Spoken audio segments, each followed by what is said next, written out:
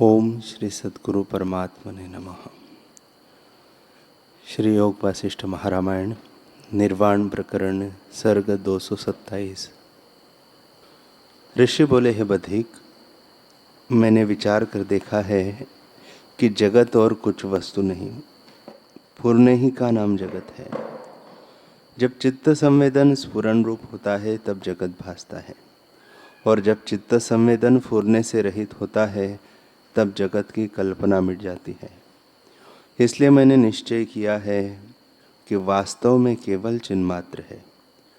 जगत कुछ वस्तु नहीं, मिथ्या कल्पना मात्र है। हे बधिक, जगत भावना त्याग कर अपने स्वरूप में स्थित हो। अब वही वृत्तांत फिर से सुनो। जब उसके भीतर मैंने स्वप्न और जागृत अवस्था देखी, तब मैंने यह इच्छा की कि सुषुप्ति अवस्था भी मैं देखूं, और विचार किया कि सुषुप्ति प्रलय का नाम है, जहाँ दृष्टा दर्शन दृश्य तीनों का अभाव हो जाता है। परंतु जहाँ मैं देखने वाला हुआ वह प्रलय कैसे होगा, और जो मैं जानने वाला न हो तब सुषुप्ति को कौन जानेगा।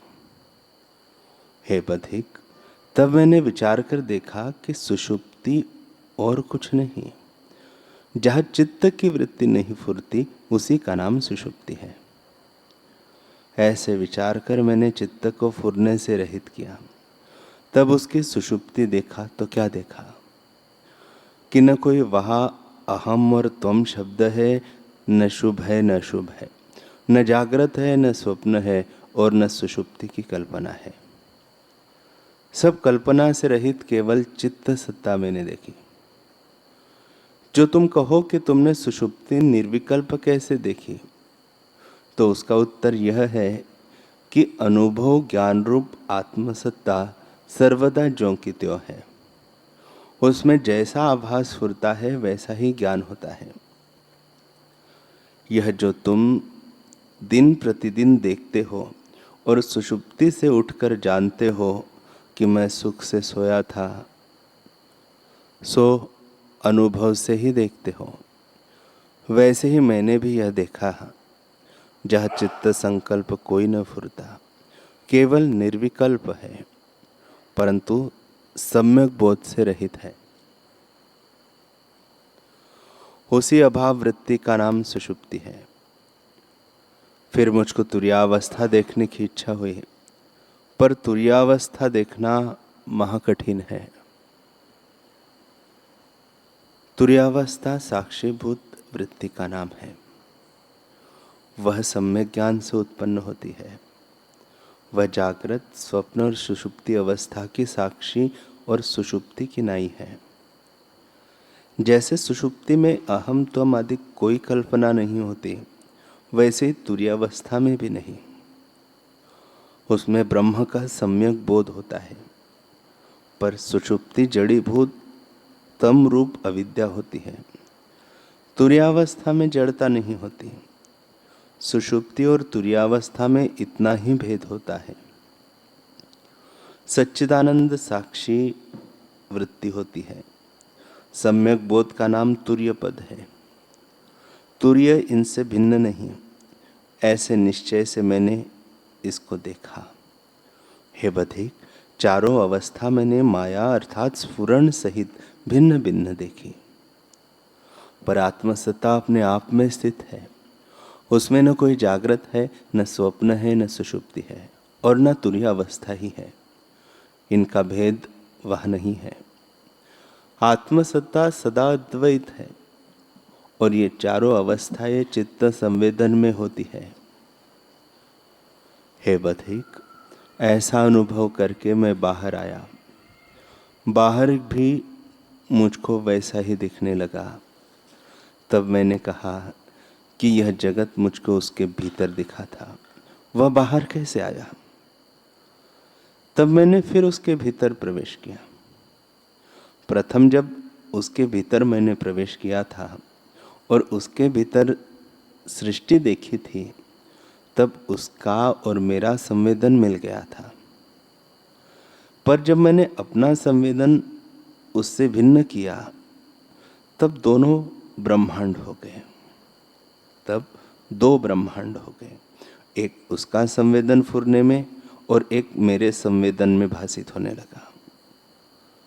क्योंकि मैंने प्रथम उसकी सृष्टि को देख और अर्थरूप जानकर ग्रहण किया था, उसका संस्कार दृढ़ हो गया। आत्मसत्ता के आश्रय से जैसे संवेदन फुरता गया वैसे ही होकर भासित होने लगा। उसका स्वप्न मुझको जागृत होकर भासित होने लगा। जैसे एक दर्पण में दो प्रतिबिंब दिखे, वैसे ही एक अनुभव में मुझे दो सृष्टि दिखने लगी। तब मैंने विचार किया कि सृष्टि संकल्प रूप है। संकल्प प्रत्येक जीव का अपना अपना है और अपने अपने संकल्प की भिन्न भिन्न सृष्टि है। इससे अनुभव के आश्रय से जैसा जैसा संकल्प फुरता है वैसी वैसी सृष्टि दिखती है। सृष्टि का कारण और कोई नहीं। हे बधिक, 8 निमेष तक मुझको दो सृष्टि दिखती रही। फिर मैंने उसके और अपने चित्त की वृत्ति इकट्ठे करके मिलाई तो दोनों तद्रूप हो गई। जैसे जल और दूध मिलकर एक रूप हो जाते हैं, तब दूसरी सृष्टि का अभाव हो गया। जैसे दृष्टि भ्रम से आकाश में दो चंद्रमा दिखते हैं और भ्रम के न रहने पर दूसरा चंद्रमा का अभाव हो जाता है, वैसे द्वितीय वृत्ति के अभाव से दूसरी सृष्टि का अभाव हो गया। निदान एक ही सृष्टि दिखने लगी। नाना प्रकार के व्यवहार होते दिखे और चंद्रमा, सूर्य, पृथ्वी, द्वीप, समुद्र स्पष्ट भासित होने लगे। कुछ काल के उपरांत चित्त की वृत्ति सुषुप्ति किनाई और आई। स्वप्न की सृष्टि का विस्तार लीन होने लगा। जैसे संध्या के समय सूर्य की किरणें सूर्य में लय हो जाती है, जब वह सृष्टि चित्त में लय होने लगी तब स्वप्न की सृष्टि मिट गई, सुषुप्ति अवस्था हुई और सब इंद्रियां स्थिर हो गई। हे बधिक, सुषुप्ति तब होती है जब जीव अन्न भोजन करता है और वह संवाही नाड़ी पर आकर स्थित होता है। जब जागृत वाली नाड़ी ठहर जाती है, उससे प्राण भी ठहर जाते हैं, तब मन भी ठहर जाता है, उसका नाम सुषुप्ति है। जब मन फिर फुरता है तब जागृत अवस्था होती है। इतना सुन राम जी ने पूछा, हे मुनीश्वर, जब मन प्राणों ही से चलता है तब मन का अपना रूप तो नहीं हुआ? वशिष्ठ जी बोले, हे रामचंद्र जी, परमार्थ से कहिए तो देह ही नहीं है तो मन क्या हो? जैसे स्वप्न में पहाड़ दिखते हैं वैसे ही यह शरीर दिखता है, क्योंकि सबका आदि कारण कोई नहीं। इससे जगत मिथ्या भ्रम है। केवल ब्रह्म सत्ता अपने आप में स्थित है।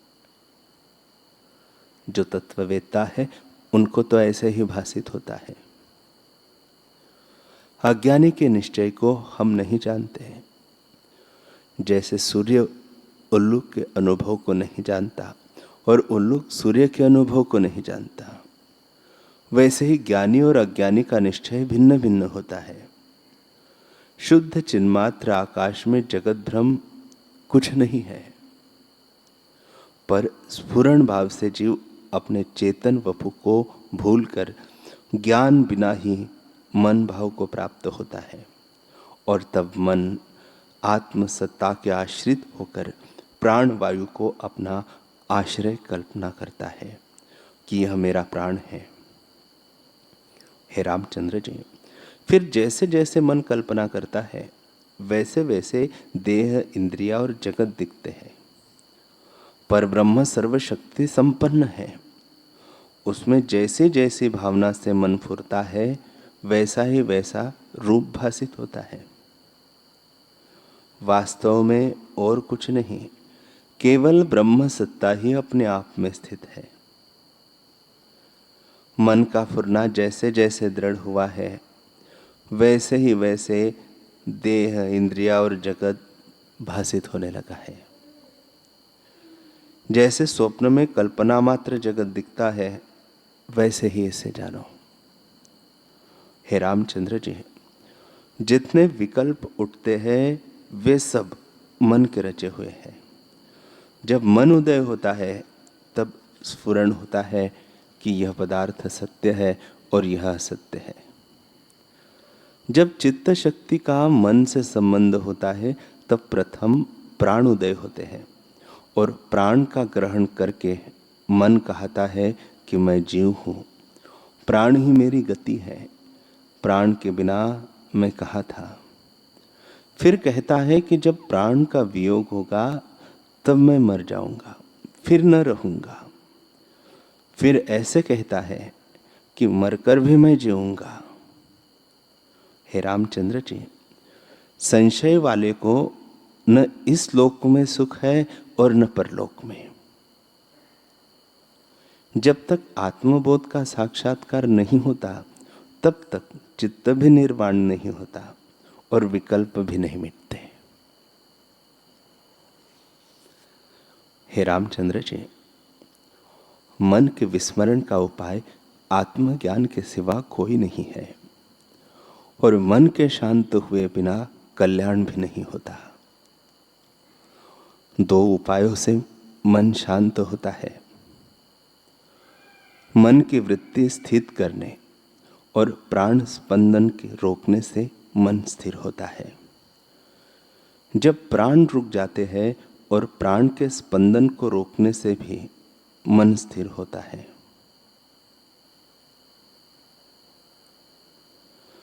जब प्राण क्षोभ को प्राप्त होते हैं तब चित्त में भी क्षोभ होता है और तभी जीव आध्यात्मिक और आदि भौतिक तापों की अग्नि से जलता है। मन को स्थिर करने से परम सुख प्राप्त होता है। इस मन की स्थिति दो प्रकार की है, एक ज्ञान की स्थिति, दूसरी अज्ञान की स्थिति। जब प्राणी बहुत अन्न भोजन करता है तब वह नाड़ी पर जाकर स्थित होता है और प्राण ठहर जाता है। जब प्राण ठहरता है तब मन भी जड़ीभूत हो जाता है, उसी का नाम सुषुप्ति है। वे नाड़ी कौन है जिस पर अन्न जाकर स्थित होता है? वे नाड़ी वे है जिनके मार्ग से जागृत में प्राण निकलते हैं। जब वासना के साथ वे ही नाड़ी रोकी जाती है तब मन सुषुप्त हो जाता है। यह अज्ञानी के मन की स्थिति है क्योंकि उसमें जड़ता है, अतएव वह संसार के लिए शीघ्र ही फिर उठाता है। जैसे पृथ्वी में बीज समय पाकर अंकुरित होता है, वैसे ही वह संस्कारवश फिर सुषुप्ति से उठता है।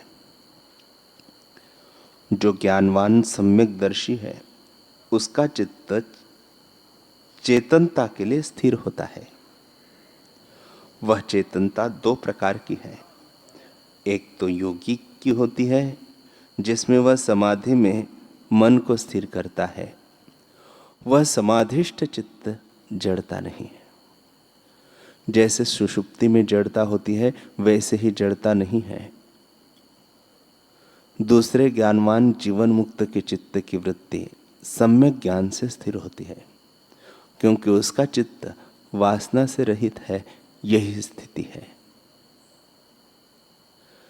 जिसका चित्त इस प्रकार स्थिर है उसे पुरुष को शांति होती है और जिसका चित्त वासना सहित है उसको कभी शांति नहीं प्राप्त होती, उसके दुख भी नहीं मिटते। उसका चित्त निर्वासनिक करने को सम्यक ज्ञान का कारण यह मेरा शास्त्र ही है। इसके समान और कोई उपाय नहीं। हे रामचंद्र जी, यह जो मोक्ष का उपाय शास्त्र मैंने कहा है उसके विचार से शीघ्र ही स्वरूप की प्राप्ति होगी। इससे सर्वदा इसी का विचार करना चाहिए।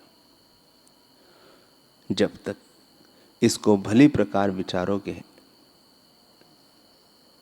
जब इसको भली प्रकार विचारोगे, तब चित्त निर्वासनिक हो जाएगा।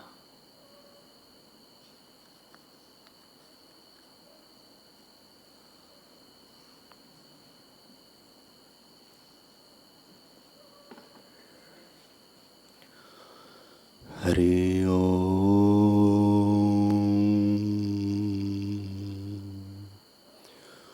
हरि ओम।